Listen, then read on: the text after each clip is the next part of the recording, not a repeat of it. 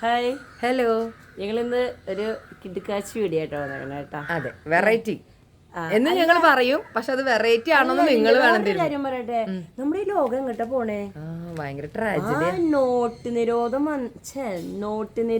വന്നതിന് ശേഷം ഉണ്ടല്ലോ, അവിടെ തന്നെ പഴച്ചു നോട്ട് എന്നല്ലേ പറയേണ്ടത്. ആ നോട്ട് നിരോധനം വന്നതിന് ശേഷം നമ്മുടെ ആ ജീവിത സ്റ്റൈലുകളൊക്കെ ഓരോ ഘട്ടമായിട്ട് ഇങ്ങനെ മാറിക്കൊണ്ടിരിക്കുക അല്ലെ.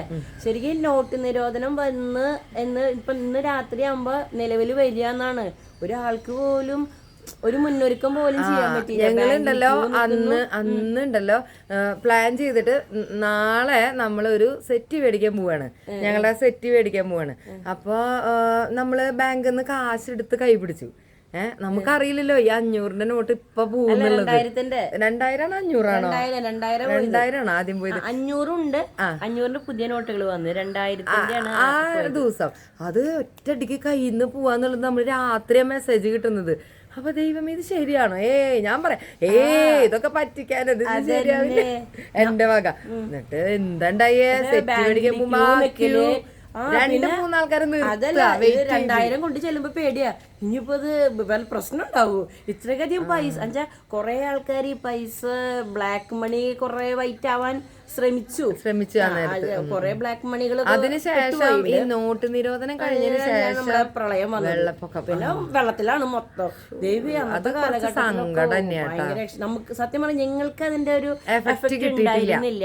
പക്ഷെ അത് അനുഭവിച്ചവരുടെ വീഡിയോ, കറണ്ട് ഇല്ലാതെ, ഭക്ഷണം കിട്ടാതെ, വീടൊക്കെ ഒലിച്ച്, അയ്യോ ആധാരവും സ്വർണ്ണവും കുട്ടികളും മക്കളും വെഡിങ് ആനിവേഴ്സറിയുടെ ഫോട്ടോസ് ഇതൊക്കെ പ്രതീക്ഷിക്കാത്തതല്ല വരുന്നേ. അങ്ങനെ ആ പ്രളയത്തിന്റെ കാലഘട്ടം കഴിഞ്ഞ് അതിന്ന് എല്ലാവരും ഒന്ന് രക്ഷപ്പെട്ടു, മോചനം വന്നുകൊണ്ടിരിക്കും. ഇനിയെങ്കിലും രക്ഷപ്പെടും എന്ന് വിചാരിച്ചു വരുന്നു ചൈനയില് കൊറോണ. അപ്പൊ ചൈനയില് പിന്നെ നമുക്ക് ചൈനയല്ലോ, ചൈന നമ്മളൊക്കെ എവിടെ എടുക്കണേ. അങ്ങനെ പറഞ്ഞു 1 മാസം കഴിയുമ്പോ പറയുന്നു തൃശ്ശൂര് കൊറോണ റിപ്പോർട്ട് ചെയ്തു. ആ കുട്ടിയുടെ ഒരു അവസ്ഥ ആലോചിച്ചേക്ക. അതൊരു പെൺകുട്ടിക്ക് തൃശ്ശൂര്, അതൊരു ഭയങ്കര സംഭവമായിരുന്നു കേട്ടാ. പക്ഷെ നമ്മൾ അപ്പോഴും ആ കോവിഡ് നമ്മളെ ബാധിക്കില്ല എന്നൊക്കെ പ്രതീക്ഷിച്ചിരിക്കുമ്പോൾ ബാധിക്കലൊക്കെ ഉണ്ടായി. എനിക്ക് 2 പ്രാവശ്യം വന്നു കോവിഡ് കിട്ടി. ഞങ്ങൾക്ക് 1 പ്രാവശ്യം വന്നുള്ളൂ, പക്ഷെ എന്റെ ഹസ്ബൻഡിനെ കുറച്ച് സീരിയസ് ആയി, കുറച്ചല്ല നല്ല സീരിയസ് ആയിരുന്നു.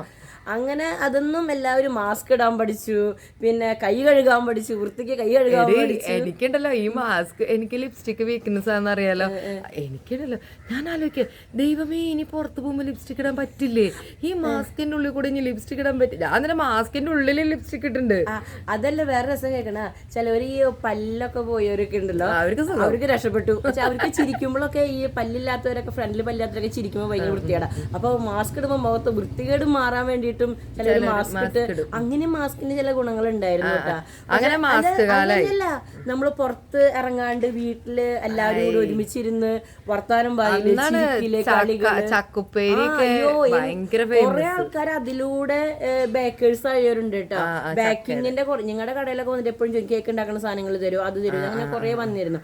അങ്ങനെ ആ ഒരു കാലഘട്ടം എന്ന് പറയുന്നത് ഒരു എന്താ പറയാ, ആൾക്കാരും യാത്ര ചെയ്യുന്നില്ല, വല്ല പരിപാടികളൊക്കെ വരുമ്പോ പേടിച്ചിട്ട് വേണം നമ്മള് കല്യാണം. വെള്ളപ്പൊക്കത്തിനേക്കാൾ നമ്മൾ അനുഭവിച്ചത് കൊറോണയാണ്. നമുക്കത് ഭയങ്കരമായിട്ട് കടകൾ തുറക്കാൻ പറ്റില്ല, ബിസിനസ് ഇല്ല, പൈസക്ക് ക്ഷാമം, ഭയങ്കര ബുദ്ധിമുട്ടായിരുന്നു, കിട്ടാൻ തന്നെ ക്ഷാമം. അതന്നെ, പുറത്തേക്ക് ഇറങ്ങാൻ പറ്റില്ല. പുറത്തേക്ക് ഇറങ്ങിയ ഏതാണ്ട് പേപ്പർ വിഷം, അതുപോലെ ഏറ്റവും വലിയ ആൾക്കാർ കോവിഡ് വന്ന വീടല്ല പോയി അങ്ങനെ പറഞ്ഞ് ആട്ടി ഓടിക്കല് ബഹു രസമായിരുന്നു. രസം എന്ന് പറഞ്ഞു കഴിഞ്ഞാൽ ഉണ്ടല്ലോ ഒരു സംഭവമായിരുന്നു. അങ്ങനെ ഈ കോവിഡിന്ന് രക്ഷപ്പെട്ട് എല്ലാവരും ഒന്ന് ഞങ്ങൾ തന്നെ മനുഷ്യന്മാരെന്നും പറഞ്ഞിട്ട് നിവർന്ന് നിൽക്കുമ്പോ ദാ വരുന്നു യുദ്ധം.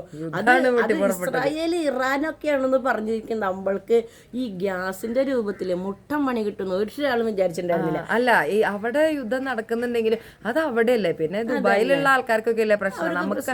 അവരോട് ചോദിക്കുമ്പോ അവര് പറയാ ഇടയ്ക്കിടയ്ക്ക് ഒരു സൗണ്ട് കേൾക്കും, അത്രേ നമുക്കും കിട്ടിയ അതിന്റെ പണികൾ നമുക്ക് കിട്ടിക്കൊണ്ടിരിക്കുകയാണ്. ഇപ്പൊ പെട്രോളില് അധികമായിട്ട് അങ്ങനെ സ്റ്റോക്ക് ചെയ്യാൻ പാടില്ല എന്നൊക്കെ പറഞ്ഞ് നിയമങ്ങൾ വന്നുകൊണ്ടിരിക്കുകയാണ്. ഇത് എവിടെ എത്തുന്നത് ഒരു രക്ഷയില്ല കേട്ടോ. അപ്പൊ ഇങ്ങനെ ഞാൻ പറഞ്ഞു വരുന്നത് എന്താന്ന് വെച്ചാല്, ഇനി അടുത്തത് എന്തായിരിക്കും രക്ഷയില്ല. ഈ യുദ്ധം തന്നെ ഒന്ന് സീരിയസ് ആയി കഴിഞ്ഞു കഴിഞ്ഞാൽ ഫുള്ളായിട്ട് ബാധിക്കും. നമ്മുടെ എന്താ പറയാ, ഈ സാമ്പത്തിക വ്യവസ്ഥയെ തന്നെ ബാധിക്കും. വെച്ചാൽ കുറെ പൈസകൾ നമ്മുടെ നാട്ടില് വരുന്നത് ഗൾഫ് കൺട്രിയിൽ നിന്നാണ്, അതുപോലെ വിദേശങ്ങളിൽ നിന്നാണ്. അതൊക്കെ നിർത്തി അവര് നാട്ടിലേക്ക് വന്നു കഴിഞ്ഞാൽ ഇവിടെയും ഭയങ്കര സാമ്പത്തിക വ്യവസ്ഥ തന്നെ തകർച്ചയിലുള്ള ഒരു അവസ്ഥയിലാണ്. നമുക്കും പണി. അതന്നെ, ഓരോ കാലഘട്ടത്തിൽ നമ്മൾ അതിനെ അതിജീവിക്കാൻ പഠിക്കുന്നുണ്ട്. അതാണ് കാര്യം. ഇപ്പൊ നമ്മൾ ഈ മെയിൻ ആയിട്ട് ഇപ്പൊ ഈ ഗ്യാസിന്റെ കാര്യം പറഞ്ഞപ്പോ പണ്ടത്തെ ആൾക്കാർ ഇപ്പൊ ചിരിക്കാണ്. എന്താന്ന് വെച്ച് കഴിഞ്ഞാൽ ഞങ്ങൾ ഈ വിറകടുപ്പില് ഊതി കത്തിച്ച് ആ പുകയും ഇതൊക്കെ കൊണ്ട് ഭംഗിയായി നടക്കുമ്പോ നിങ്ങള് ഗ്യാസുമ്മ കത്തിച്ചിട്ട് പാർലറിൽ പോയിട്ട് ഫാഷ്യൽ ചെയ്യുക, അതൊക്കെ പുകയടിക്കാൻ പറ്റില്ല. ഇപ്പൊ എന്തായില്ലേ?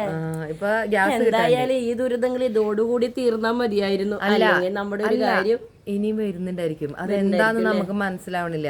അതെന്തെങ്കിലും നിങ്ങൾക്ക് അറിവ് കിട്ടി കഴിഞ്ഞാൽ ഞങ്ങൾക്ക് കമന്റിലൂടെ പറയണം കേട്ടോ. ഇത്രയേ ഉള്ളൂ. അപ്പൊ ഇതിനെ പറ്റി നിങ്ങളുടെ എന്താ അഭിപ്രായം എന്നുള്ളത് കമന്റ് ചെയ്യാം. Okay, by.